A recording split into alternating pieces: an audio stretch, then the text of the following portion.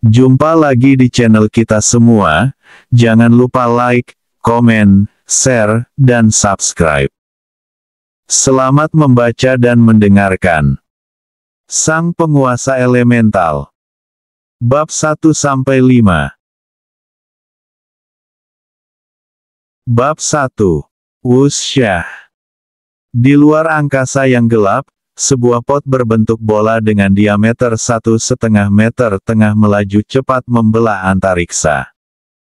Bip, sistem melaporkan. Kita telah memasuki kawasan galaksi Bima Sakti. Sistem mendeteksi ada sebuah planet berpenghuni bernama Bumi berada pada koordinat 6.1011, 502 berjarak sekitar 435.000 mil. Menurut perkiraan, kita akan tiba sekitar 20 menit. Suara sistem otomatis memberi laporan.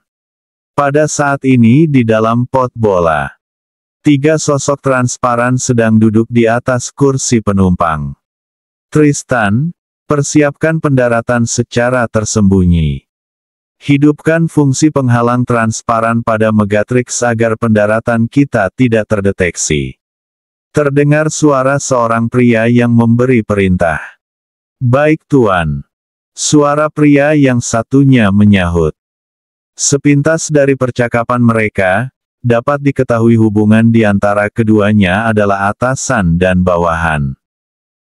Lilian, lakukan scan pada seluruh planet itu. Lihat ras apa yang menduduki planet itu, apakah penduduk planet merupakan salah satu bawahan dari yuridiksi kekuatan Black Cyborg. Siap Tuan Alex, silahkan tunggu beberapa saat. Kali ini terdengar suara manis dari seorang gadis yang menerima perintah. Namun demikian 3 sosok itu tidak tampak seperti makhluk padat, tepatnya mereka lebih seperti 3 titik cahaya yang memiliki kesadaran. Saat ini di bumi. Waktu menunjukkan pukul 3 sore. Tampak seorang pria berusia sekitar 17 atau 18 tahun sedang duduk di bangsal rumah sakit. Wajah pria itu tampak pucat dan cemas, seolah ada sesuatu yang sangat mengganggu perasaannya. Tiba-tiba seseorang berlari mendekat ke arah pria itu. Axel, bagaimana keadaan Bibi Julia? Tanya orang yang berlari tadi, yang ternyata adalah seorang gadis berparas cantik. Olivia, kenapa kamu ke sini? Tanya Axel menjawab pertanyaan gadis bernama Olivia itu dengan pertanyaan balik. Belum sempat Olivia menjawab, pintu ruang rumah sakit tiba-tiba terbuka dan seorang pria parubaya berkacamata dengan seragam putih keluar dari dalam ruangan. Tuan Axel Skies. Kondisi ibu Anda sudah sangat parah. Pembuluh darahnya sudah pecah karena serangan stroke, kesadaran pasien sudah berangsur-angsur memudar. Mohon maaf kami harus memberitahu Anda bahwa kemungkinan ibu Anda bisa selamat sangat kecil, tapi kami akan berusaha semaksimal mungkin.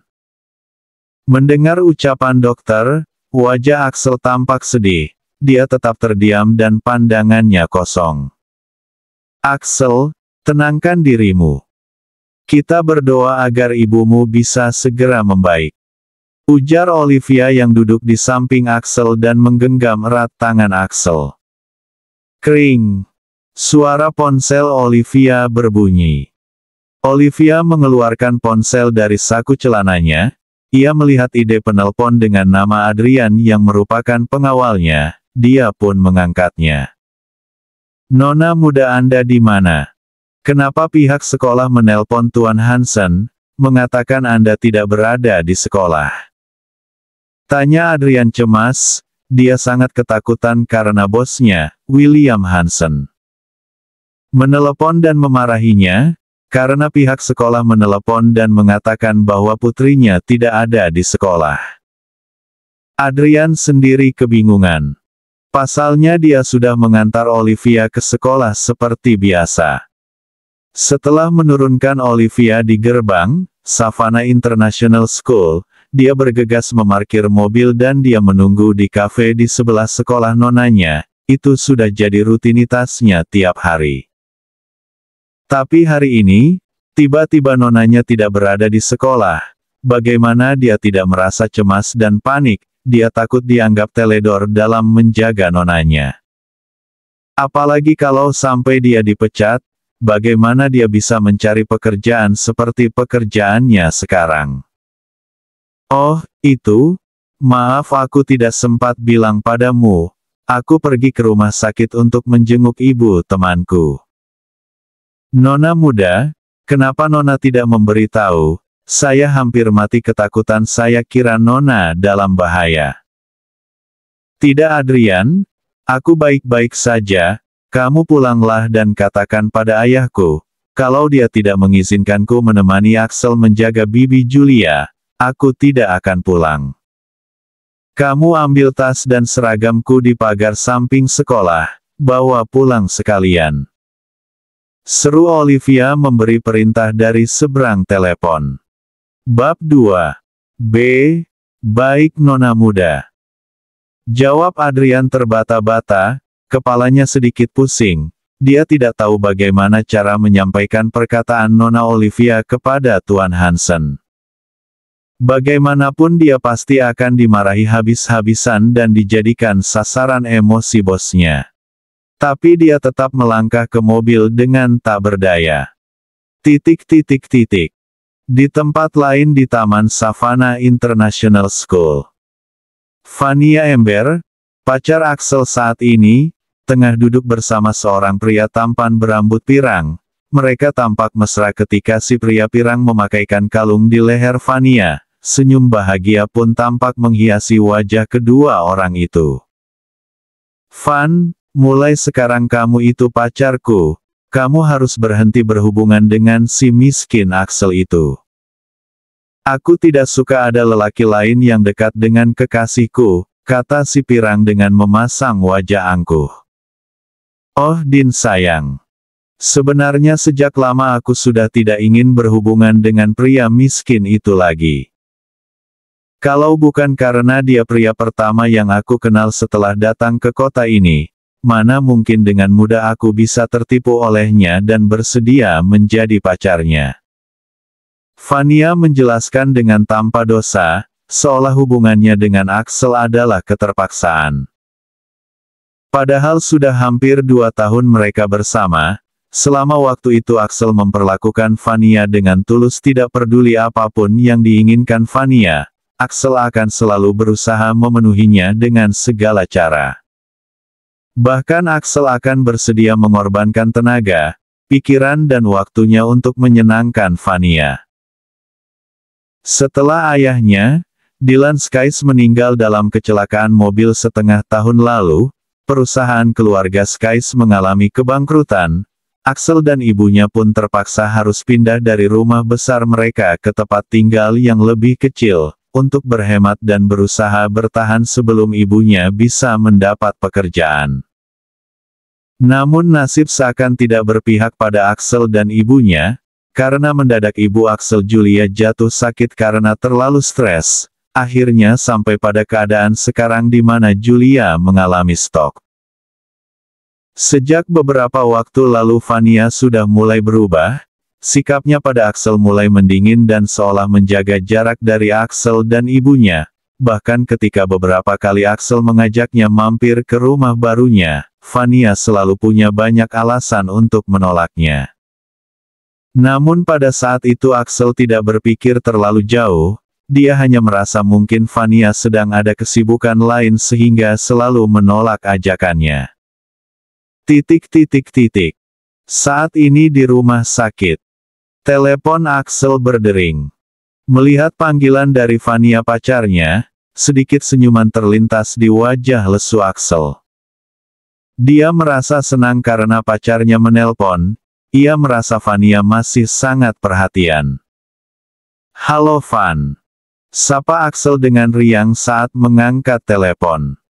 Axel, aku mau kita putus. Kalimat pertama Fania dengan nada ketus. Halo Van, kamu bilang apa? Tanya Axel ragu, karena dia pikir dia mendengar sesuatu yang salah. Axel, aku mau kita putus, mulai sekarang kamu jangan ganggu aku lagi. Jawab Vania masih dengan nada ketus. Tapi kenapa Van, kemarin kita masih baik-baik saja. Tanya Axel masih kebingungan, belum bisa mencerna perkataan Vania. Gak ada alasan, aku hanya ingin putus saja.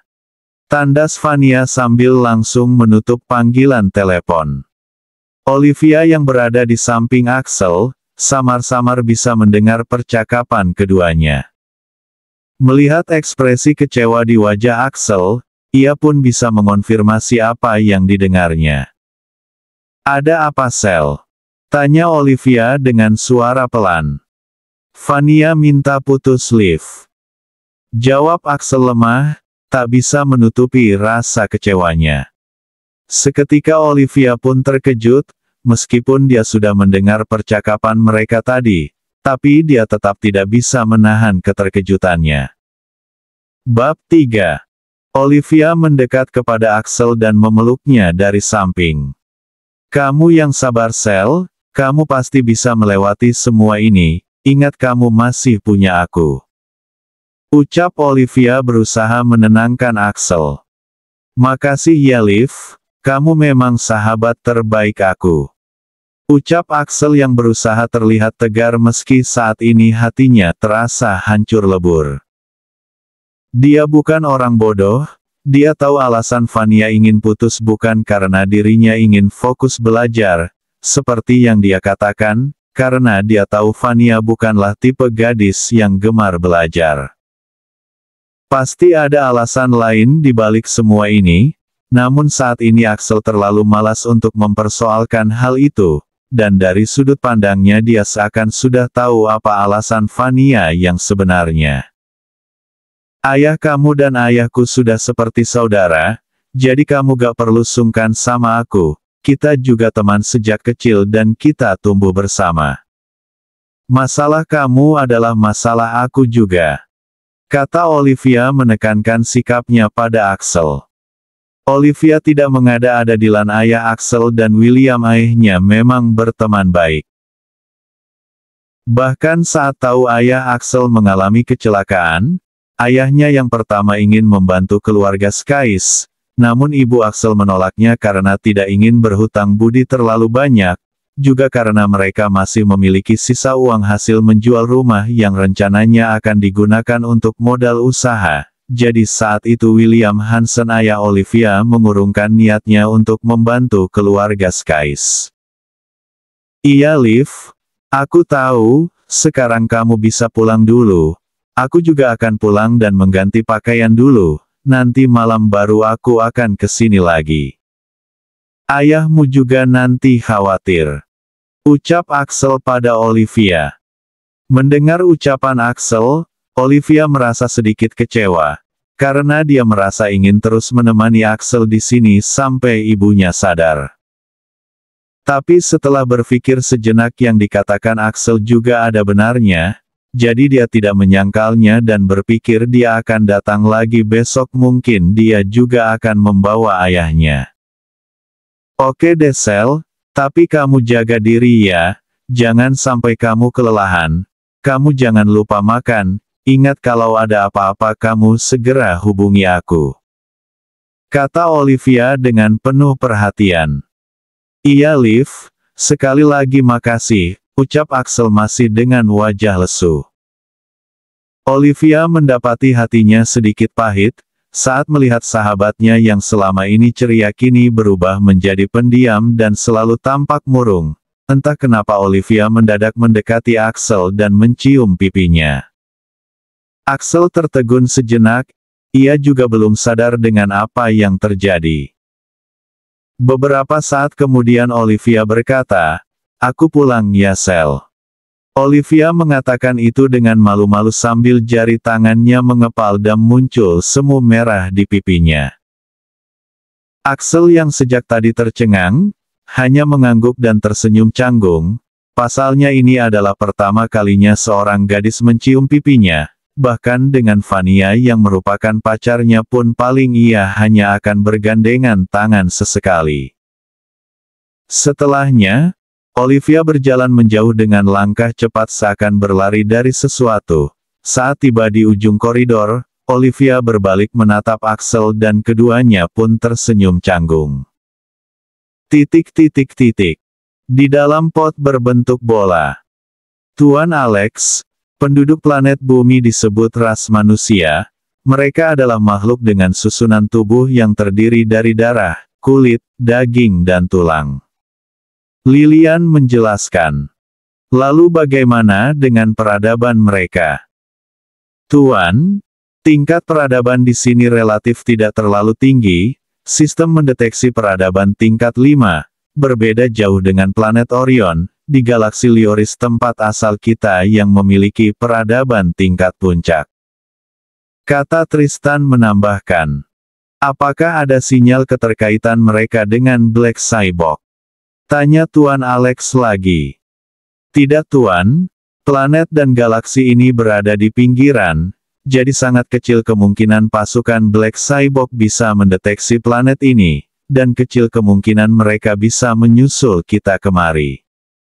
Ucap Lilian kembali menjelaskan. Tiba-tiba cahaya Alex berkedip dan mulai meredup. Tuan, apa Anda baik-baik saja? Tanya Lilian dan Tristan serempak, raut wajah mereka penuh kecemasan. Bab 4. Aku baik, hanya saja pertempuranku dengan Black Cyborg terakhir kali menyisakan kerusakan yang cukup berat. Aku tidak tahu apakah aku masih akan mampu bertahan, tapi untungnya aku juga berhasil memberikan kerusakan fatal pada tubuh mesin monster gila itu. Harus kuakui dia adalah lawan yang tangguh.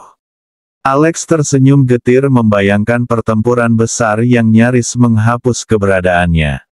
Jika saja makhluk terkutuk itu tidak menjebak Tuan, dia dan anak buahnya pasti bukan lawan Tuan. Kata Tristan dengan penuh emosi. Tenanglah Tristan, yang terjadi sudah merupakan takdir, tapi aku tetap tidak akan terima begitu saja. Jika aku bisa memulihkan keadaanku, kita akan kembali ke planet Orion dan membalaskan dendam bangsa kita. Jika aku tidak bisa pulih maka kalian harus tetap bersembunyi. Jangan pernah mencoba balas dendam jika kalian tidak yakin dengan kekuatan kalian. Ucap Alex dengan suara berat, bahkan terdengar sedikit penyesalan dalam kata-katanya. Mendengar ucapan Tuan mereka kedua orang itu hanya memasang wajah sedih, tanpa mengucapkan sepatah kata pun. Mereka tahu jika Tuan mereka sudah menanggung beban yang amat sangat besar. Mereka tidak ingin menambahkan beban lagi, dengan mengucapkan sesuatu yang mungkin akan membuat Tuan mereka lebih terpuruk. Sesaat kemudian pot yang mereka tumpangi sudah memasuki atmosfer bumi. Pemberitahuan sistem, Megatrix akan menyiapkan pendaratan otomatis dalam 5, 4, 3, 2, 1. Wusyah, pot itu melayang dengan tak terlihat menuju sebuah bukit yang berada di pinggir kota savana. Di sisi lain, Axel tengah berjalan pulang dengan langkah gontai, ia terus-menerus memikirkan tentang kondisi ibunya. Saat hampir tiba di rumahnya, ia merasa ada angin kencang bertiup ke arahnya dari kejauhan. Dia tersentak kaget lalu refleks berjongkok, seketika angin kencang itu bertiup di atasnya, menuju bukit di belakang rumahnya. Apa itu? Pikir Axel. Ia yang penasaran memberanikan diri berjalan ke arah angin itu bertiup. Dia sangat terkejut, saat melihat sebuah bola besar yang terpampang di depannya saat ini. Megatrix telah menonaktifkan mode transparan setelah pendaratan sukses itu sebabnya Axel bisa melihat pot bola itu. Axel yang masih bangun dari keterkejutannya, dengan penasaran berjalan mendekat, ia ingin melihat lebih dekat apa sebenarnya bola besar itu. Tiba-tiba Axel kembali dikejutkan oleh pergerakan yang terjadi pada bola besar itu, seolah ada pintu yang terbuka dan samar-samar ia bisa melihat, 3 cahaya biru terbang dari bola itu menuju ke arahnya. Seketika Axel terkejut, ketakutan dan hendak berlari, namun langkah kakinya terhenti saat 2 cahaya biru yang tadi berada di belakangnya kini sudah berada tepat di depannya, sedangkan satu yang tersisa berada tepat di belakangnya, seolah mengunci pergerakannya agar tidak bisa berlari. Jantung Axel berdegup kencang. Ia melihat 2 cahaya di depannya perlahan meredup dan berubah menjadi sesosok pria dan wanita. Siapa kalian? Tanya Axel dengan suara bergetar. Tiba-tiba terdengar suara, laporan sistem, Megatrix mendeteksi bahasa, menganalisis, menerjemahkan, sukses bahasa terdeteksi. Hai. Tenanglah, kamu jangan takut kami bukan orang jahat, kata Lilian yang pertama berbicara. Siapa kalian, makhluk apa? Tanya Axel masih terbata karena gemetaran. Kami adalah bangsa Blue Light Spartan, kami berasal dari planet Orion, galaksi Lioris. Planet kami berjarak 1,2 miliar tahun cahaya dari planet ini. Lilian menjelaskan dengan singkat. Bab 5. Lalu, apa mau kalian? Kami tidak ada niat buruk. Secara tidak sengaja pot kami terbang melintasi dimensi dan tiba di dekat galaksi Bima Sakti, jadi kami singgah ke planet ini. Hahaha. Axel tiba-tiba tertawa, aku pasti sudah gila. Kata Axel meragukan kewarasan dirinya, dia belajar fisika dari kelas 1 SMP, tapi sampai hari ini dia tidak pernah mendengar ada planet bernama Orion, galaksi Lioris, apalagi bangsa bernama Blue Light Spartan. Jadi dia berpikir dia sedang berhalusinasi saat ini. Kenapa kamu mentertawakan kami? Tiba-tiba Axel merasakan tekanan berat seakan dia sedang ditekan oleh beban puluhan kilogram. Tristan berjalan mendekat ke arahnya dengan langkah berat, setiap langkah seakan menambah beban pada tubuh Axel. Suasana hati Tristan sedang buruk setelah ia tadi membahas Tuan Alex yang dijebak oleh Black Cyborg. Sekarang Axel tertawa seakan mengejek kesialan mereka, jadi tanpa berpikir jernih dia langsung menekan Axel dengan energinya. Uhuk, hentikan Tristan. Suara Alex terdengar dari belakang Axel. Tuan Axel. Teriak Lilian dan Tristan serempak. Mereka berlari mendekati Alex yang tengah berlutut dengan satu lututnya. Alex melambaikan tangannya, menyatakan dirinya tidak apa-apa. Ia lalu menatap Axel dan berkata, anak muda, namaku Alex Roger, aku adalah tuan muda dari bangsa Blue Light Spartan, planetku telah diserang, dan dikuasai oleh bangsa mutan yang dipimpin oleh jenderal besar bernama Black Cyborg. Seluruh keluarga dan bangsa kami telah dihancurkan. Aku terluka parah saat bertarung melawan Black Cyborg, lalu kedua bawahanku membawa aku kabur dengan pot, dan secara tidak sengaja kami terdampar di galaksi Bima Sakti ini. Setelah menjelaskan Alex melihat keraguan di mata Axel lalu dia berkata, Megatrix tampilkan kondisi planet Orion. Sistem menjalankan perintah. Menampilkan. Setelah itu, muncul sebuah layar besar yang memperlihatkan kondisi planet yang hampir hancur dan penuh dengan kobaran api di mana-mana. Axel hanya terbelalak dalam diam. Anak muda, kesadaranku sudah hampir habis, dan keberadaanku sudah akan terhapus. Aku punya satu permintaan, tolong jagalah kedua bawahan setiaku. Sebagai gantinya aku akan memberikan seluruh kekuatan dan kemampuanku padamu. Kata Alex, seperti menahan rasa sakit. Aku tidak mengerti maksud Anda Tuan. Jawab Axel bingung.